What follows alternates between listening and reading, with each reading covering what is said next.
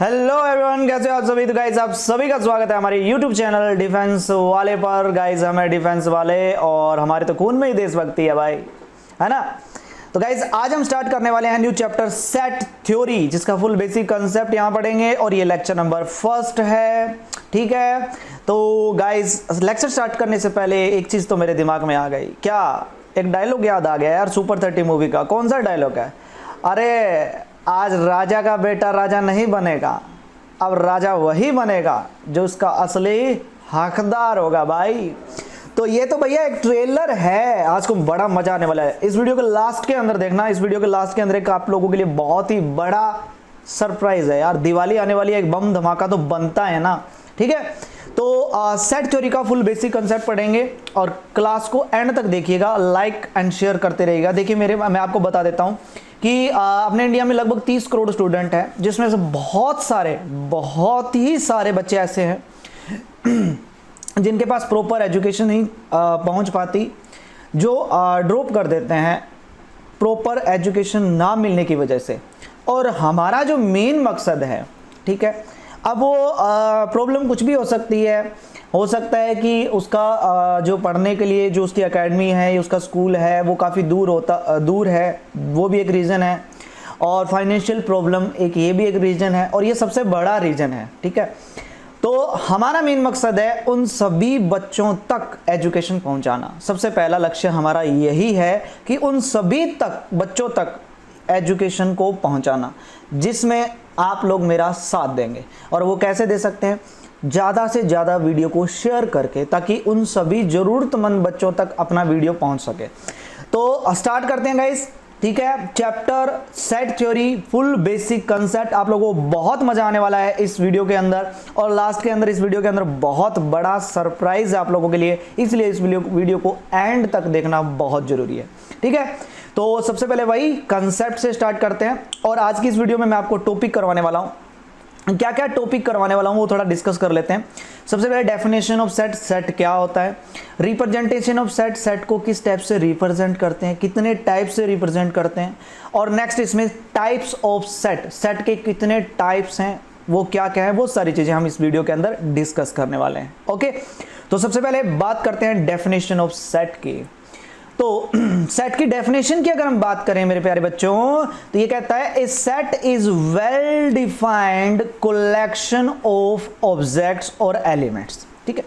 मतलब जो ऑब्जेक्ट्स होने चाहिए वो एक वेल डिफाइंड होने चाहिए, जो ऑब्जेक्ट्स की कलेक्शन होनी चाहिए वो एक वेल डिफाइंड कलेक्शन होनी चाहिए। अगर वो वेल डिफाइंड है तभी उस कलेक्शन को मैं सेट बोल सकता हूं, अदरवाइज मैं उसको सेट नहीं बोल सकता। अब बात आती है कि सर ये वेल डिफाइंड का मतलब क्या है, यहां मीनिंग क्या है वेल डिफाइंड का। और ये सेट कलेक्शन को वेल डिफाइंड और तभी वो सेट कहलाता है, इसके पीछे रीजन और ये वेल डिफाइंड आखिर में इतनी इंपॉर्टेंट चीज है क्या, हमें बता दीजिए। तो हम जो है आपको इसको डिटेल से बताते हैं। मैंने यहां 2 कलेक्शन लिखी है, एक तो है the collection of best movies की, और एक है the collection of natural number less than 10 की, ठीक है। 2 कलेक्शन लिखी है और इन दोनों कलेक्शन से हम समझते हैं कि वेल डिफाइंड क्या होता है। जरा चलते हैं फिर देखिएगा। ओहो, जाना पहचाना लग रहा है। ये हमारे गब्बर सिंह, ठीक है, ये हमारे सांबा और ये हमारे कालिया। ओ सॉरी, उल्टा बोल दिया रे मैंने। ये हमारे कालिया और ये हमारा सांबा, है ना, यही है सांबा और ये हमारा कालिया। तो पहला गब्बर ने बोला भाई the collection of best movie, Gabbar ने बोला कालिया और सांभा को, क्या बोला कि अपनी अपनी बेस्ट मूवी की कलेक्शन बनाओ। तो क्या किया, कालिया ने अपनी 2 बेस्ट मूवी लिखी, एक दिलवाले, क्या बात है, और एक डॉन, क्या बात है। और कालिया ने बोला कि सरदार मेरी जो बेस्ट मूवी है वो है 3 इडियट्स और डॉन 2। ये भी एक कदम आगे है भाई, डॉन 2। अब ऐसे मत बोलना कि सर 3 इडियट तो उस केस में उस टाइम तो रिलीज ही नहीं हुई थी। माना यार उस टाइम में रिलीज नहीं हुई थी, लेकिन गब्बर और ये तो थे, ठीक है। तो इसने क्या किया, अब ध्यान से समझना, कलेक्शन मिली, ठीक है, बेस्ट मूवीज की कलेक्शन मिली, बट 2 पर्सन है, एक ये और एक ये, इन दोनों ने कलेक्शन भी लिखी, लेकिन दोनों की कलेक्शन अलग अलग है। इसकी अपनी बेस्ट मूवी है और इसकी अपनी बेस्ट मूवी है।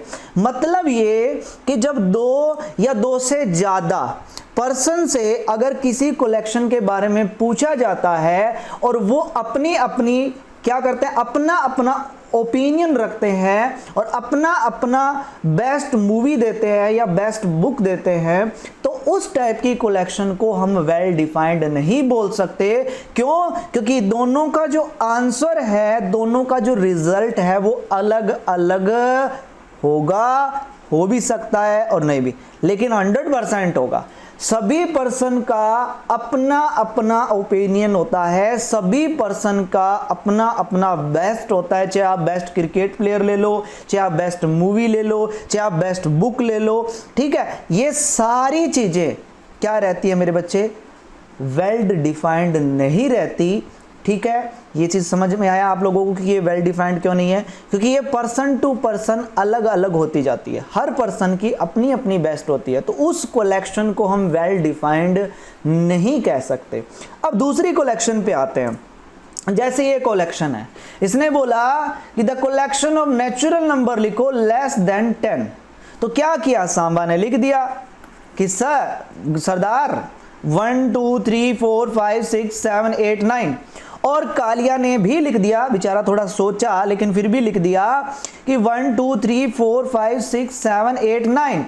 अब ये देखो दोनों का आंसर क्या रहा, रिजल्ट। अब आप देखो कि आप किसी मर्जी पर्सन से पूछे, चाहे आप जितने बच्चे क्लास देख रहे हैं, चाहे मैं उन सभी बच्चों से अगर मैं पूछूं कि नेचुरल नंबर लेस देन 10 कौन से रहेंगे, तो सभी बच्चों का आंसर सिर्फ एक होगा। वो क्या, 1 2 3 4 5 6 7 8 और 9।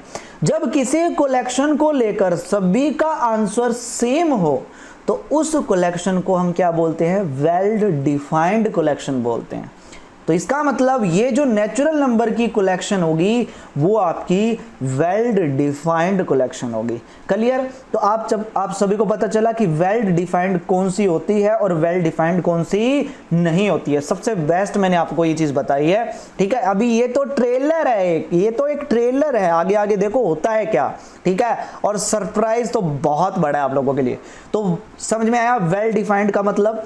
अब आप लोगों को मैं और चीज बता देता हूं, जैसे वेल डिफाइंड, जैसे कलेक्शन ऑफ वोवल्स हो गई इन इंग्लिश अल्फाबेट, सारे vowels.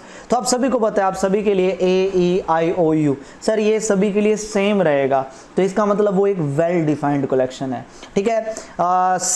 The collection of all days in a week, एक वीक के अंदर कितने दिन होते हैं, 7 दिन होते हैं, उस सभी के लिए 7 ही होते हैं। ऐसे थोड़ी ना कि मेरे लिए 8 होंगे, सभी के लिए 7 होते हैं। इसका मतलब वो कलेक्शन वेल डिफाइंड है। क्लियर?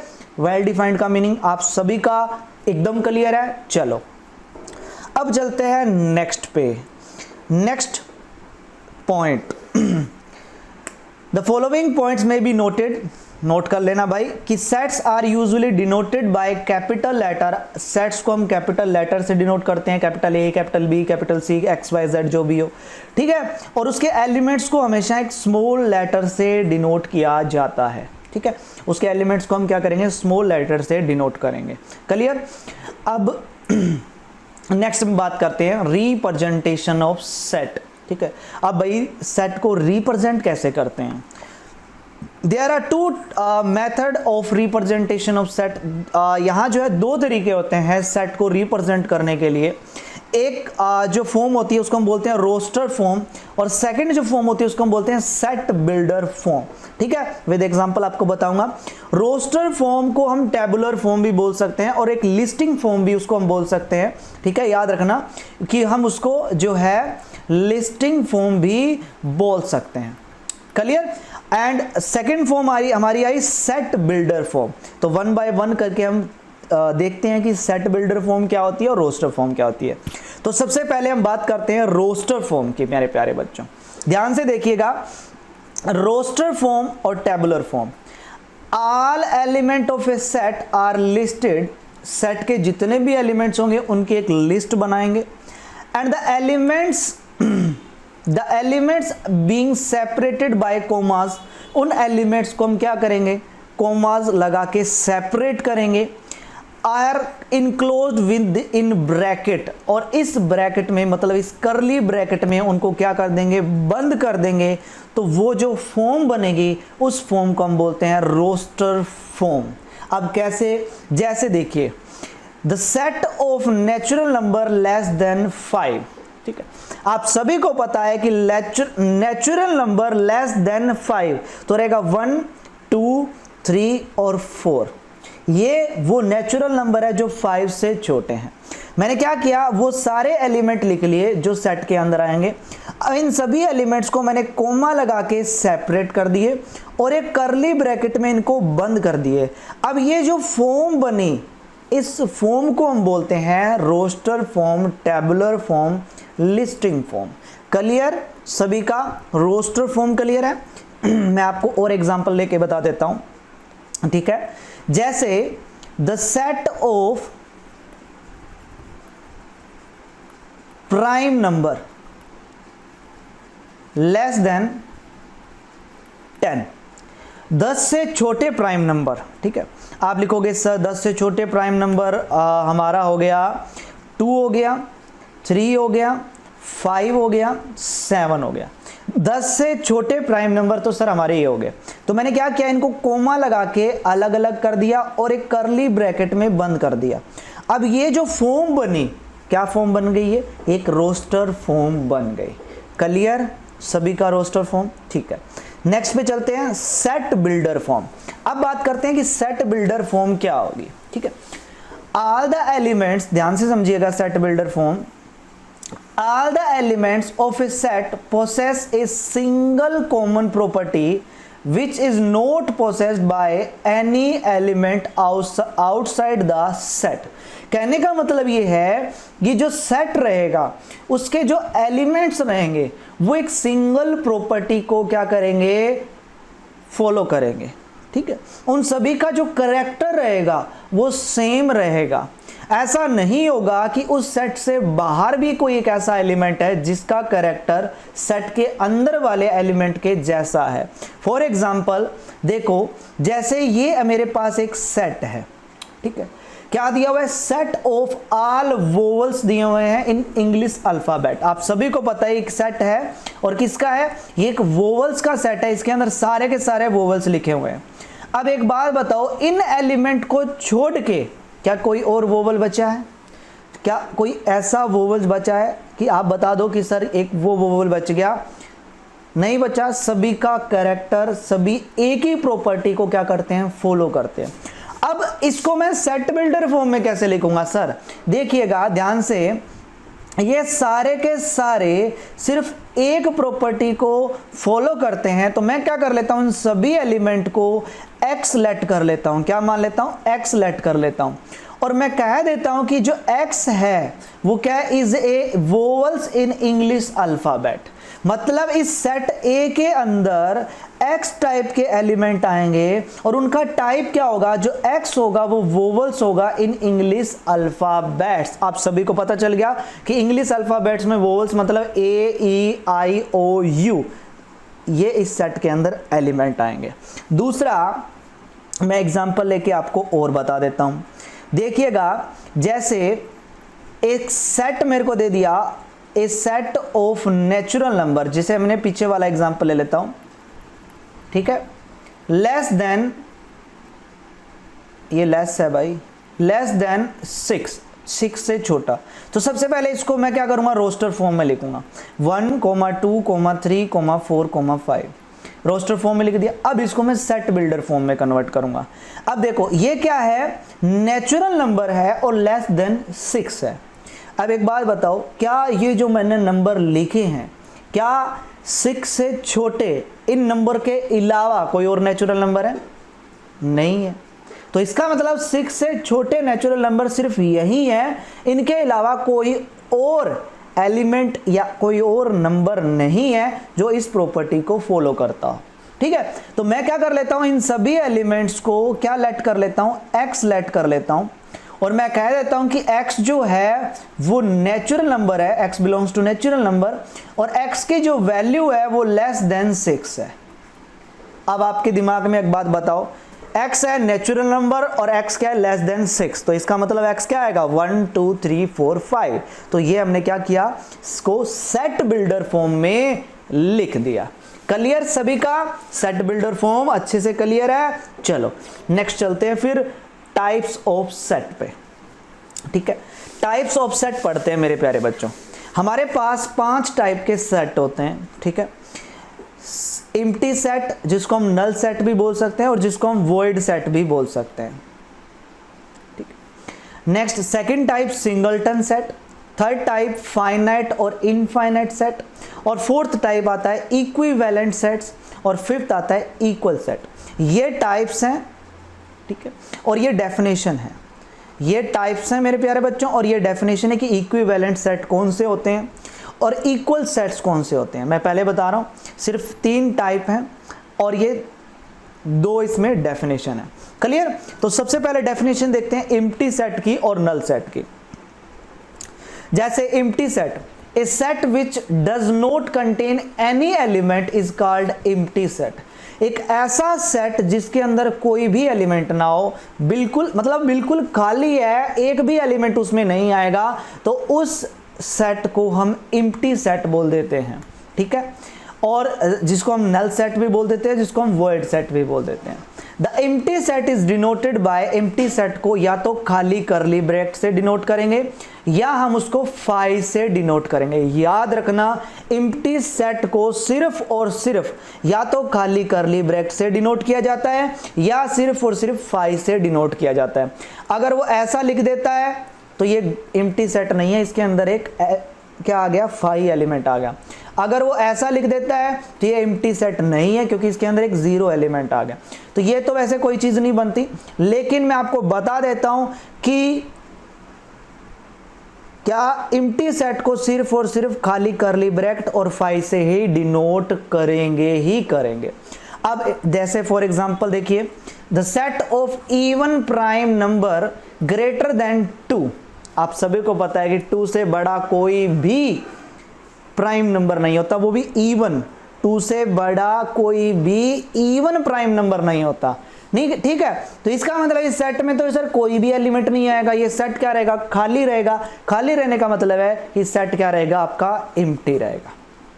ठीक है, नेक्स्ट डेफिनेशन आती है सिंगलटन। ये तो मेरे जैसे हैं भाई, सिंगल। ठीक है, सिंगल लौंडे हैं। सिंगलटन का मतलब आप समझ गए, सिर्फ अकेला, लाचार बेचारा, जिसके पास कोई भी नहीं आता।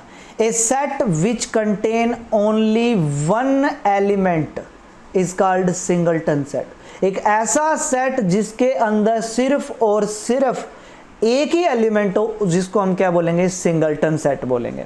For example the set of even prime number, आपको पता है सिर्फ एक ही इवन प्राइम नंबर होता है, वो होता है 2। तो ये क्या हो गया, ये क्या हो गया, हमारा सिंगलटन सेट हो गया। क्लियर सभी का, अच्छे से क्लियर है, बहुत ही बढ़िया तरीके से क्लियर है। ठीक है, तो डेफिनेशन दोनों क्लियर हो गई। कोई भी प्रॉब्लम आए, हम यही है वीडियो के डिस्क्रिप्शन में नहीं, कमेंट करके पूछ सकते हैं, अपना डाउट क्लियर कर सकते हो। नेक्स्ट आती है हमारे पास फाइनाइट और इनफाइनाइट सेट। फाइनाइट सेट कौन से होते हैं, ए सेट विच इज एम्प्टी और consist a definite number of element is called finite. मतलब अगर सेट एम्प्टी है, खाली है, तो उसको हम फाइनाइट सेट बोलेंगे। मजे की बात देखो, अगर सेट एम्प्टी है, खाली है, उसमें कुछ भी नहीं है, तो उसको हम क्या बोलेंगे, फाइनाइट सेट बोलेंगे। और दूसरा, अगर उसके अंदर फाइनाइट नंबर ऑफ एलिमेंट है, जैसे उसमें 10 एलिमेंट है, 15 एलिमेंट है, 20 एलिमेंट है, 30 एलिमेंट है, 100 एलिमेंट है, लाख एलिमेंट है, 1 करोड़ एलिमेंट है, लेकिन हमें पता है इसके अंदर इतने एलिमेंट है, तो इसका फाइनाइट नंबर हो गया। तो जब उसके अंदर फाइनाइट नंबर ऑफ एलिमेंट्स हो तो उस सेट को हम फाइनाइट सेट बोलते हैं, अदरवाइज हम उसको क्या बोलेंगे, इनफाइनाइट सेट बोलेंगे। मैंने आप लोगों के सामने 2 एग्जाम्पल लिखे हैं। Example number first, let W be the set of the days of the week। आप सभी को पता है कि एक वीक के अंदर सिर्फ 7 दिन होते हैं, 9 तो होते नहीं, इनफाइनाइट तो होते नहीं। ऐसा तो नहीं होता कि सर 2021 में इसमें पता नहीं अनगिनत जो है वो क्या रहेंगे, डे रहेंगे, हर सप्ताह में सिर्फ 7 दिन होते हैं, इसका मतलब वो क्या है, एक फाइनाइट सेट है। लेकिन दूसरा अगर मैं बात करूं, let G be the set of point on a line. अब भाई एक लाइन के ऊपर इनफाइनाइट पॉइंट्स होते हैं, एक लाइन के ऊपर बहुत सारे पॉइंट होते हैं यार। अगर मैं कहता हूं ये 1 पॉइंट है तो ये आगे 1.0001, 1.000000 पता नहीं 2, 1.000000 पता नहीं 10, 9, 5। तो एक लाइन पे हम नहीं बता सकते कितने पॉइंट है, एक लाइन पे इनफाइनाइट पॉइंट्स होते हैं। तो इसका मतलब ये जो कलेक्शन रहेगी वो क्या रहेगी, आपकी इनफाइनाइट सेट रहेगी। ये जो सेट रहेगा वो आपका क्या रहेगा, इनफाइनाइट सेट रहेगा। क्लियर। नेक्स्ट आता है इक्विवेलेंट सेट। इक्विवेलेंट सेट से पहले मैं आपको एक चीज बता देता हूं, वो आता है इक्विवेलेंट सेट से पहले एक डेफिनेशन करना बहुत जरूरी है। डेफिनेशन है हमारी ऑर्डर की, ठीक है, जिसको हम कार्डिनल नंबर भी बोल देते हैं, ठीक है, cardinal number of a set, ठीक है। फॉर एग्जांपल एक सेट ए है 1 0 2 3 4। याद रखना सेट के अंदर वो चीज़ मायने नहीं रखती है कि आप आगे पीछे नंबर कहाँ लिख रहे हो, कोई फर्क नहीं पड़ता उस चीज़ में, ठीक है। एक सेट है जिसके अंदर कितने एलिमेंट्स है, 1 2 3 4 5। तो इसका मतलब इस सेट के अंदर कितने एलिमेंट्स है, 5 एलिमेंट्स है। तो इसका मतलब इस सेट का जो कार्डिनल नंबर होगा वो क्या होगा, आपका 5 होगा। इस सेट का जो ऑर्डर होगा वो आपका क्या होगा, 5 होगा। इस सेट की जो कार्डिनलिटी होगी वो आपकी क्या होगी, 5 होगी। तो cardinal of number of set का डेफिनेशन यही है कि एक फाइनाइट सेट होना चाहिए और जितने नंबर ऑफ उसके अंदर एलिमेंट्स हैं वो उसका क्या होगा, कार्डिनल नंबर होगा। तो इसमें 5 एलिमेंट्स हैं तो इसको मैं कार्डिनल नंबर को ऐसे डिनोट करता हूं और वो किसके इक्वल आएगा, 5, ठीक है। Number of element in a set A is equal to 5। तो उसका ऑर्डर क्या आया, 5, और उसके अंदर कार्डिनल नंबर, उसका जो कार्डिनल नंबर है वो क्या है, 5। उसकी जो कार्डिनलिटी है वो कितनी आई, 5 आई। क्लियर। जैसे अगर एक सेट और ले लेता हूं बी, जिसके अंदर 1 2 3 4 5 6 7 8 मैंने एलिमेंट लिख लिए। आप सभी ने काउंट किया कि सर इसमें 8 एलिमेंट्स हैं, तो इसका मतलब इसका ऑर्डर जो है वो 8 है, उसका जो कार्डिनल नंबर है वो 8 है। क्लियर, ये डेफिनेशन। अब आते हैं इक्विवेलेंट सेट की डेफिनेशन पे। दो finite set A and B are equivalent if their cardinal number are same। याद रखना इक्विवेलेंट सेट वही होते हैं जिनका कार्डिनल नंबर सेम हो, ठीक है। फॉर एग्जांपल जैसे एक सेट A है, एक सेट B है, सिर्फ आपको एलिमेंट्स देखने कि इसके अंदर कितने हैं, अलग अलग हो इससे अपने को मतलब नहीं है। उसमें चाहे ताजमहल हो, उसमें चाहे बुर्ज खलीफा, जो भी है, मतलब मेरे को नहीं पता उसमें क्या है, ठीक है। उसमें ताजमहल है चाहे उसमें बुर्ज खलीफा है, मेरे को नहीं मतलब, लेकिन ये देखना है कि उसमें कितनी आइटम है और उसमें कितनी आइटम है। दोनों में अगर सेम नंबर ऑफ आइटम है तो वो इक्विवेलेंट सेट होंगे, सीधी सी बात है, ठीक है। तो एक सेट ए है जिसके अंदर मैंने देखा, काउंट किया, 5 एलिमेंट है, तो जो उसका कार्डिनल नंबर है, जो उसका ऑर्डर है वो 5।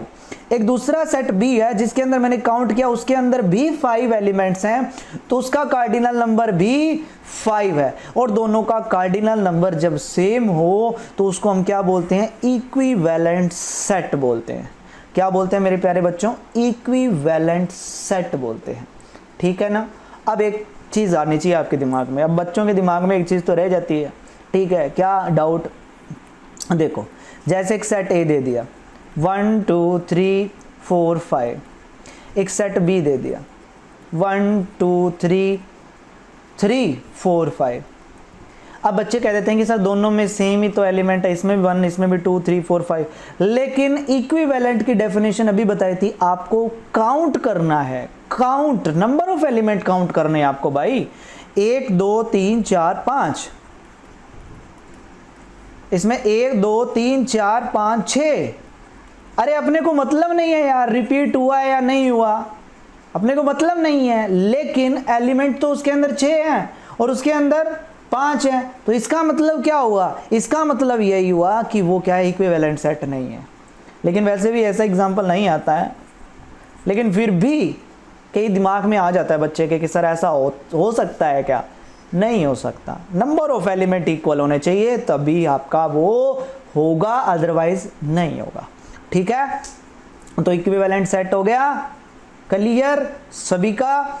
अब इक्वल सेट की डेफिनेशन देखो, इक्विवेलेंट सेट और इक्वल सेट दोनों की डेफिनेशन में रात और दिन का फर्क है, लेकिन बच्चे क्या करते हैं, इसको एक दूसरे के साथ कंपेयर करके बैठ जाते हैं, जबकि आपको उसको एक दूसरे के साथ कंपेयर नहीं करना है, नहीं करना है, नहीं करना है। और वो कैसे, आप देखते जाओ। इक्वल सेट, इक्वल सेट कौन से होते हैं? Two set A and B are set to be equal if they have exactly the same elements.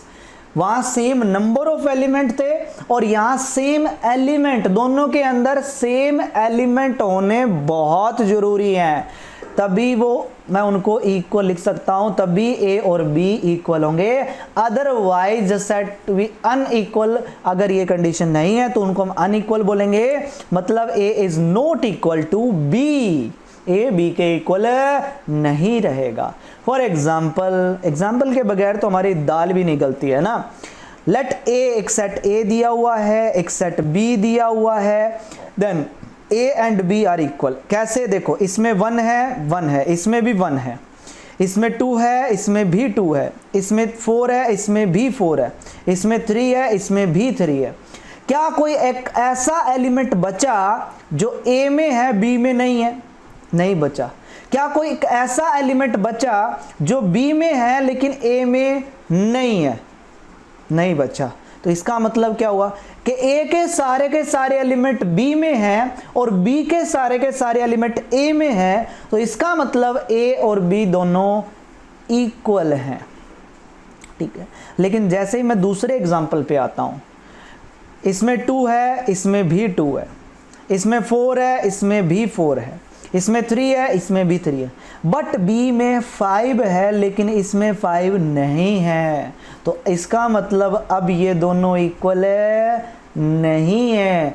ए के सारे एलिमेंट बी के अंदर है लेकिन बी के सारे एलिमेंट ए के अंदर नहीं है, तो इसका मतलब A is not equal to B, A B के इक्वल नहीं है। क्लियर? अब इसमें भी एक सवाल पैदा हो जाता है दिमाग में। अब क्या बताए, हमारा दिमाग ही ऐसा ही है, दिमाग में सवाल आना बहुत अच्छी बात है यार, दिमाग में आना चाहिए, मैं तो कहता हूं। और वो सवाल क्या है,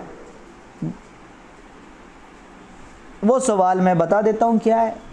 अब बच्चे बोलेंगे कि सर एक सेट ए है 1, 2, 3, 4 और एक सेट बी है 1, 2, 2, 3, 4। अब बताओ सर ये इक्वल है या नहीं? मैं तो कहता हूं बिल्कुल ये इक्वल है। यहां नंबर ऑफ एलिमेंट की तो इसने बात की नहीं, और ना ही यहां इसने बोला कि रिपीट हो या ना, इसने बोला सेम एलिमेंट होने चाहिए। सेम एलिमेंट का मतलब ए के सारे एलिमेंट बी में होने चाहिए और बी के सारे एलिमेंट ए में। देख लो यहां 2 है तो यहां भी 2 है। इसने ऐसा तो नहीं कहा कि एक बार है तो एक बार ही होना चाहिए, बिल्कुल कहीं नहीं लिखा हुआ। मतलब उस चीज से कोई फर्क नहीं पड़ता कि एलिमेंट कितनी बार रिपीट हो रहा है। मैं पहले बता रहा हूं, बिलोंग का मतलब अगर 2 ए को बिलोंग करता है, बिलोंग का मतलब होता है कि वो उसका एलिमेंट है, और ये सिंबल है बिलोंग करने का। 2 जो है वो ए को बिलोंग करता है तो 2 जो है वो बी को भी बिलोंग करना चाहिए। अगर 3 जो है वो ए को बिलोंग करता है तो 3 जो है वो बी को भी बिलोंग करना चाहिए। बिल्कुल कर रहा है यार, ये देख लो 3। 4 जो है अगर ए को बिलोंग करता है तो बी को भी बिलोंग करना चाहिए। अगर 1 जो है वो ए को बिलोंग करता है तो 1 बी को भी बिलोंग करना चाहिए, और इसका कन्वर्स भी होना चाहिए। अगर 2 बी को बिलोंग करता है तो ए को भी, 3 इसको भी, इसको भी, इसको भी। देख लो ए के सारे एलिमेंट बी को बिलोंग कर रहे हैं और बी के सारे एलिमेंट ए को बिलोंग कर रहे हैं। ठीक है, तो इसका मतलब ये हुआ कि ये दोनों सेट जो है वो आपके इक्वल सेट हैं। क्लियर? यहाँ नंबर मत काउंट कर लेना कि सर इसमें 4 है और इसमें 5, नंबर नहीं काउंट करने। जस्ट आपको ये देखना है कि every element of A is belongs to B and every element of B is belongs to A. अगर ऐसा है तो इसका मतलब ए और बी आपके इक्वल हैं। क्लियर? इक्वल सेट की डेफिनेशन ठीक है, तो इसको इक्विवेलेंट के साथ कंपेयर नहीं करना, उसमें नंबर ऑफ एलिमेंट देखते हैं और इसमें एलिमेंट्स देखते हैं कि दोनों में सेम होने चाहिए, ठीक है। तो ये हमारी लास्ट डेफिनेशन थी। तो अब आ गई बात किसकी, सर सरप्राइज क्या लेके आ रहे हो। तो ये तो है भैया एक ट्रेलर है, मतलब ये तो एक ट्रेलर है, मूवी तो पूरी की पूरी हमारी बाकी है, ठीक है। मैं आप सभी को बता देता हूं कि हमारे एप्लीकेशन जो है वो लॉन्च हो चुकी है। सबसे पहली बड़ी खुशखबरी की बात यह है और मेरा दिल खुश हो गया, और आप सभी ने इतना 1-2 दिन में इतने डाउनलोड्स आए ना एप्लीकेशन पे, और इतने रिव्यूज आए, मतलब 50+ रिव्यूज, 50 से ज़्यादा रिव्यू 1-2 दिन के अंदर, और 250 से ज़्यादा डाउनलोड 2 दिन के अंदर। दिल खुश कर दिया, 2 दिन के अंदर 250 से ज़्यादा डाउनलोड। अरे यार सच में बहुत बहुत धन्यवाद आप सभी का। वीडियो के डिस्क्रिप्शन में लिंक है एप्लीकेशन का, अगर अभी तक किसी ने डाउनलोड नहीं किया तो डाउनलोड कर लो। सबसे पहले मैं आपको बता दूं, वहां मिलेगा आपको स्टडी मटेरियल, मतलब मैथ के chapter wise previous year question last 2010 से लेके 2020 तक विद सॉल्यूशन स्टडी मटेरियल के अंदर ऑलरेडी PDF फाइल के अंदर पड़े हैं, ठीक है। और एक्स्ट्रा सामान भी आप लोगों के लिए है, वो आप जाओगे तो एप्लीकेशन पे दिख जाएगा। दूसरा कि लाइव कोर्स अपनी एप्लीकेशन पे स्टार्ट हो रहा है 1 नवंबर से, ठीक है, लाइव कोर्स। और अगर आप वो ज्वाइन करना चाहते हैं, और अभी बाकी है भाई, अभी देखो वीडियो का डिस्क्रिप्शन में लिंक है, जल्दी से एप्लीकेशन को डाउनलोड करो, रेटिंग उस पे दो, रिव्यू उस पे दो, ठीक है। और जब आप उसमें स्टोर में जाएंगे तो वहां एक आपको कोर्स मिलेगा, हमारा 6 मंथ का कोर्स है, पूरा का पूरा लाइव क्लासें रहेंगी। 1 नवंबर से वो कोर्स हमारा स्टार्ट हो रहा है, ठीक है। अब यार आप लोगों के दिमाग में एक चीज आएगी कि सर फ्री, ठीक है, तो मैं आपको बता देता हूं कि मैंने इस कोर्स की फीस रखी है, ठीक है, और ये जो फीस है मैंने रखी है 1000 रुपीज़ और पूरे 6 मंथ की। बट लेकिन दीपावली है तो कुछ ऑफर तो बनता ही है, तो 15 नवंबर तक अभी इस पे ऑफर चल रहा है, मैं आपको बता रहा हूं, ठीक है, 50% डिस्काउंट का।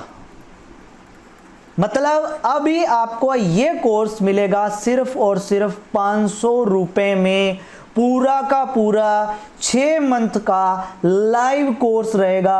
और एक बात मैं बता देता हूं, अगर आप लोगों के दिमाग में ये एक चीज आ जाती है कि अगर सर हमें बेनिफिट नहीं हुआ तो आपके पैसे रिफंड कर दिए जाएंगे, ठीक है। अगर आपको लगे कि सर हमें बेनिफिट नहीं हो रहा है तो आप लोगों के पैसे आपको रिफंड कर दिए जाएंगे। और अभी ऑफर है, लिमिटेड टाइम ऑफर है, जल्दी से जाओ उस कोर्स को एनरोल कर लो। अब बच्चे बोलते हैं कि सर 500 रुपये भी ज़्यादा है, तो 500 रुपये 6 महीने की फीस है, सिर्फ 1 टाइम पेमेंट करना है। और कोर्स आप देखेंगे 18 अप्रैल तक, क्योंकि 18 अप्रैल को हमारा एग्जाम है, ठीक है। तो कोर्स 500 रुपये में 18 अप्रैल तक मिलेगा। अब सर इस कोर्स में होगा क्या क्या, ये चीज भी हमें थोड़ा डिटेल से बता दीजिए। बिल्कुल बता देते हैं यार, आप लोगों का हक बनता है ये पूछने का कि इस कोर्स में हमें मिलेगा क्या क्या। सबसे पहली चीज, लाइव क्लासेस तो होंगी और उसको आप ऑफलाइन भी देख सकते हैं, ठीक है, दोनों। दूसरा, हर लाइव क्लास का आपको PDF नोट्स प्रोवाइड करवाए जाएंगे, ये सारे नोट्स आपको मिलेंगे। आपको जो है कुछ भी बनाने की जरूरत नहीं है, आपको बने बनाई चीजें मिलेंगी। तीसरा, उसमें डाउट सेशन रहेंगे, डाउट सेशन में आप अपना फोटो भेज सकते हैं, उसका भी मैं आपको बताऊंगा, वो आप कोर्स एनरोल करने के बाद आपको ऑप्शन में आता है, लेकिन डाउट सेशन रहेंगे हर 3 क्लास के बाद। और सबसे मोस्ट इंपॉर्टेंट पार्ट इसका है टेस्ट का, वीकली क्विज टेस्ट, ठीक है, मोस्ट इंपॉर्टेंट पार्ट है, और जिससे आप लोगों को मैक्सिमम प्रॉफिट होगा, जिससे आपका एग्जाम क्रैक करना आपको बहुत ही आसान हो जाएगा। 90+ क्वेश्चन की मैं गारंटी देता हूं, अगर आप ये 6 मंथ का कोर्स ज्वाइन करते हैं, ये मेरी गारंटी है 90+ क्वेश्चंस की का। आज आप मेरे को लिखवा लो, क्योंकि 45 या 50 क्वेश्चंस तो पहले भी आ चुके हैं, और वो भी मैंने 3 महीने क्लास नहीं लगाई, उसका मेरा फॉल्ट है, और कुछ प्रॉब्लम आ गई थी, और रीज़न आप सभी को पता है कि क्या प्रॉब्लम थी, ठीक है। लेकिन जो मैंने कोर्स करवाया 3 महीने का, और 3 महीने के कोर्स में 45-50 क्वेश्चंस एग्जाम में एग्जैक्ट मिले।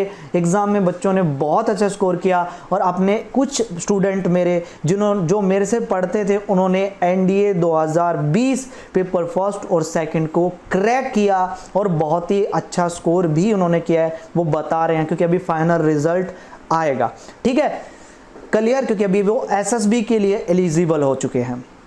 और जब पता है क्या आता है, जब बच्चा, एक भी बच्चा अगर फ़ोन करके बोलता है कि सर बहुत बहुत धन्यवाद, आपकी वीडियो लेक्चर से मैंने जो है एग्ज़ाम क्रैक कर लिया, और बहुत दिल खुश होता है।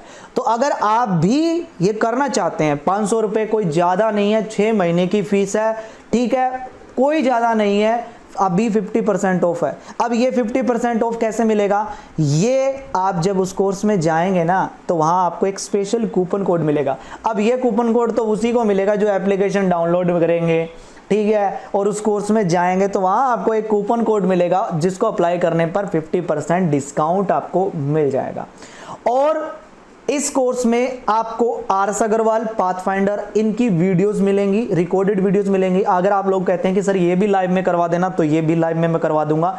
ये फ्री में मिलेगी। जब आप इस कोर्स को एनरोल कर लेंगे तो ये चीज़ें आपको फ्री में मिलेंगी, और हर चैप्टर का कम से कम 100+ क्वेश्चंस आपको प्रैक्टिस करने के लिए मिलेंगे पीडीएफ फाइल के अंदर और लाइव सेशन के अंदर भी। ये बेनिफिट है, ठीक है, जल्दी से जाओ। और अगर आपके पास आईफोन है, जो महंगे बच्चे हैं, ठीक है ना, वो भी इस एप्लीकेशन को डाउनलोड कर सकते हैं, उनके अंदर भी ये एप्लीकेशन डाउनलोड हो जाएगी।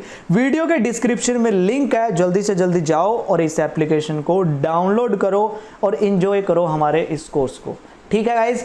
1 नवंबर से ये कोर्स स्टार्ट होगा, और आप सभी का दिल से बहुत बहुत धन्यवाद। आज की क्लास में अगर आपको मजा आया तो प्लीज़ यार लाइक जरूर दबा देना, ठीक है, और शेयर जरूर करना। आप सभी को पता ही है, मैंने अभी बताया था कि मैक्सिमम नंबर ऑफ स्टूडेंट्स तक हमारी ये एजुकेशन पहुँचनी चाहिए। मेरा ये मेन पर्पज़ है, ठीक है, मेन पर्पज़ यही है यूट्यूब स्टार्ट करने का और पढ़ाने का यूट्यूब पे, कि बहुत सारे बच्चे जो एजुकेशन नहीं मिल पाती है, उन सभी बच्चों तक ये एजुकेशन हमारी पहुंचनी चाहिए, और आप लोग इसमें मेरी मदद करेंगे। अगर आप लोग एक ग्रुप या कहीं भी एक सोशल मीडिया पे एक शेयर कर देते हैं, तो मे भी हो सकता है किसी एक बच्चे तक ये चीज़ जरूर पहुंच जाए, क्लियर। तो मिलते हैं नेक्स्ट क्लास में, तब तक के लिए आप सभी का बहुत बहुत धन्यवाद। जय हिंद, जय भारत, वंदे मातरम आप सभी स्टूडेंट्स को।